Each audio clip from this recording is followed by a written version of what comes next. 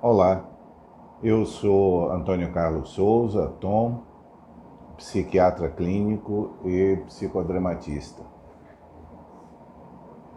Ontem eu estava conversando numa live que eu participei e aí me veio em mente uma situação que eu gostaria de trazer para vocês.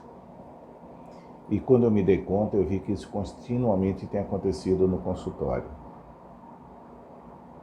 Não é com as pessoas que já apresentavam, minha preocupação hoje não é mais com as pessoas que já apresentavam algum tipo de transtorno mental, que já tinham algum grau de acompanhamento comigo ou com outro colega, ou com psicoterapia, mas minha preocupação reside naquela que eu diria assim, como eu digo às vezes brincando, mas falando sério ao mesmo tempo, que as pessoas que nunca tiveram nada pioraram bastante. E são essas pessoas que até então se consideravam normais e que de repente, pegas em meio à pandemia, elas se descobrem com comportamentos, sentimentos e atitudes que se tornam incompreensíveis para ela ou insuportáveis para ela. Essas pessoas que até então nunca buscavam um psiquiatra ou até viam com bastante maus olhos a ida a um psiquiatra, o psiquiatra era considerado médico de doido, médico que é para tomar remédio, vai internar, coisa que o valha. Ou seja, ir a um psiquiatra antes da pandemia era restrito para aquelas situações que fossem obrigadas a buscar um psiquiatra. Mas durante a pandemia, que nós temos visto cada vez mais, pelo menos em consultório, em clínica particular, eu tenho visto cada vez mais, são pessoas que previamente à pandemia não se consideravam possíveis pacientes psiquiátricos. Eram pessoas que até olhavam para os outros discriminadamente, como se essas pessoas fossem mais fracas ou mais vulneráveis do que elas próprias. E o fato de julgarem assim, de que quem busca psiquiatra é alguém que não consegue dar conta de si, ao se sentirem sem condições de dar conta de si, em função de todo o contexto social que estamos vivendo, que em si verdadeiramente é ameaçador, angustiante e desnorteante, essas pessoas ficam presas de uma dupla situação, que é, ao mesmo tempo, elas sentem um mal-estar vivenciado como toda a humanidade tem sentido, e secundariamente se cobram por estarem assim, já que nunca foram assim. É como se o paciente que já vinha em busca de ajuda psiquiátrica, diante dessa situação, é mais daquilo que ele está sentindo, mas ele já conhece o caminho de busca de ajuda. Ele já ultrapassou a barreira do preconceito e já vinha buscando ou psiquiatra ou psicoterapeuta. Mas nesse momento, o que eu tenho visto muito são pessoas, ou como hoje, há 2 dias, uma paciente, ela vinha em primeira vez à consulta, e eu pergunto o que está acontecendo com ela, e a única forma que ela tem de descrever é: eu tenho um aperto no peito. O aperto no peito é a expressão física da ansiedade, da angústia. Aliás, tanto a palavra ansiedade como angústia, a raiz latina dessas duas palavras, anx, significa aperto. Então, fisicamente, a ansiedade e a angústia se comportam com esse famoso aperto no peito, que todo mundo consegue fazer essa imagem quando diz eu estou tão angustiado, é sempre com a mão assim. Mas a paciente que eu achei interessante para trazer, para discutir, para conversarmos, é que a paciente ela não conseguia traduzir de outra forma. O sentimento em si, o afeto em si envolvido, ela teve dificuldade de elaborar isso para poder descrever. Ela descrevia fisicamente, ela fazia o gesto e dizia o que era. Mas ela não conseguia acessar pelo inusitado que era, já que o que estava deixando ela desnorteada era o fato de ela nunca ter estado assim. Ou, como as palavras dela, eu me descontrolei, eu não estou me reconhecendo. Essa expressão, eu não estou me reconhecendo, que traduz essa autoavaliação negativa sobre si, introduz uma variável a mais do que o próprio paciente antigo psiquiátrico. Ele já sabe que ele tem uma dificuldade e precisa de ajuda. Mas as pessoas ditas normais, que até então se consideravam normais, elas têm que vencer uma segunda barreira, que é a barreira do preconceito de uma forma imediata. Isso causa para muitas pessoas essa sensação que essa paciente expressou de não estou me reconhecendo. Por isso que minha preocupação, isso me veio à tona ontem na live, que eu estava participando, porque a live estava centrada nas pessoas com patologia. Mas sempre me preocupou também as pessoas que não têm patologia e passam a ter uma dificuldade e não sabem a quem e como recorrer, se devem recorrer, se podem recorrer e se eles querem recorrer a uma ajuda. Buscar ajuda nesses tempos, depois de, como diria minha avó, tudo demais é sobra. As pessoas têm um limite de resistência. Os materiais têm. Existe uma disciplina nas faculdades de engenharia que é a resistência dos materiais. Todo material tem seu limite de resistência.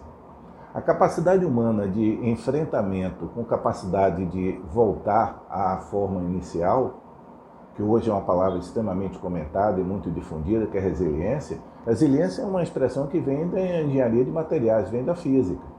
É o que acontece com a mola. A mola, ela tem uma alta resiliência, ou seja, quando ela é comprimida, se você deixa a compressão, ela volta para a forma original. Essa capacidade de retornar, de regressar à forma original é a resiliência. Mas se nós esticarmos muito a mola, ela perde a resiliência dela, ela não consegue voltar. Então, mesmo a mola, que tem uma alta capacidade de resiliência, ultrapassada em determinada força aplicada sobre ela, ela perde essa capacidade de recuperação. Então, deixando o modismo de lado, essa capacidade do ser humano de adaptar-se às situações é variável, de pessoas para pessoas, de história para histórias, de momentos da curva em que a pandemia alcançou essa pessoa. Há pessoas que foram alcançadas em um determinado patamar e outras em outro patamar. Tem reações diferentes. Embora uma grande psicodramatista já falecida, Zerka, ela dizia que toda a dor humana, em qualquer lugar, ela veste as mesmas roupas. Isso é verdade, mas as histórias individuais, elas fazem com que as roupas que têm uma aparência similar, mas elas sejam preenchidas de forma diferente. Então, hoje, eu estou me referindo especificamente para as pessoas que até então, até a vigência da pandemia, ou uma paciente há pouco tempo, ela me disse isso, o começo da pandemia eu me dei bem, pelos traços pessoais, pelo tipo de trabalho envolvido, pela disponibilidade de tempo que ela já tinha, a pandemia não fez grandes mudanças na vida dela. Mas depois de algum tempo, começou a cobrar o preço. E aí, novamente, ela se surpreendeu. Por que eu estava adaptado e agora não mais? Simplesmente porque depois de um ano é mais um ano. Há um ano atrás era um ano a menos. Um ano depois é um ano a mais. Parece um truísmo, parece uma verdade óbvia, mas um ano a mais conta. Um ano e um mês quase conta. Um ano e meio, um ano e quase e meio e 15 dias conta. Essa diferença tem cobrado preço alto, mesmo para as pessoas que não tinham uma patologia prévia, e até pessoas que estavam ajustadas dentro do mundo e até mesmo dentro da pandemia. Então, para essas pessoas, e é para isso que eu estou falando agora, a busca da ajuda psicoterápica, a busca da ajuda psiquiátrica não deveria ser encarada como uma derrota, não deveria ser encarada como uma fraqueza, não deveria ser encarada como um desnorteamento. Todas as pessoas hoje em dia precisam de ajuda. Ninguém é uma ilha. A capacidade, o momento que todo o ser humano vive hoje, todas as pessoas precisam de algum tipo de ajuda. Até os profissionais. Os profissionais não deixam de ser seres humanos por serem profissionais da área de saúde mental. Eles continuam sendo seres humanos atravessados pelas mesmas coisas que o paciente é atravessado.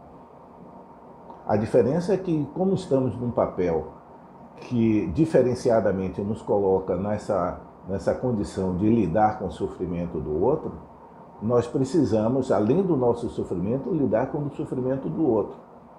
Mas imaginar que o profissional de saúde mental, ou o profissional de saúde em geral, que esse é o que está sendo aquele que, pela obrigação de lidar, ele tem que se expor.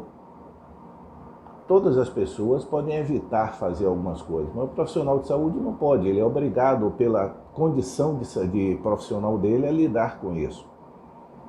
Seja com teleatendimento, atendimento presencial, atendimentos em hospitais, eu falando em todos os profissionais de saúde. O profissional de saúde é como qualquer outro ser humano, ele é atravessado pelas mesmas dificuldades, as mesmas dúvidas, os mesmos medos de que todo ser humano, já que ele continua sendo um ser humano num papel diferente, num papel específico de cuidador.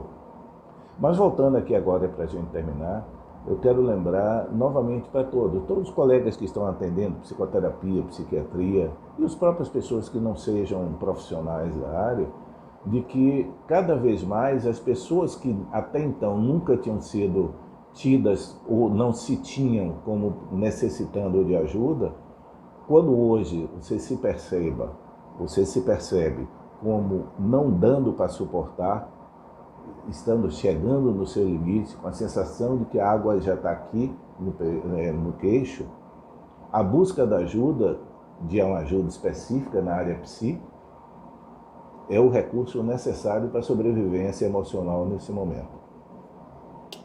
Tchau.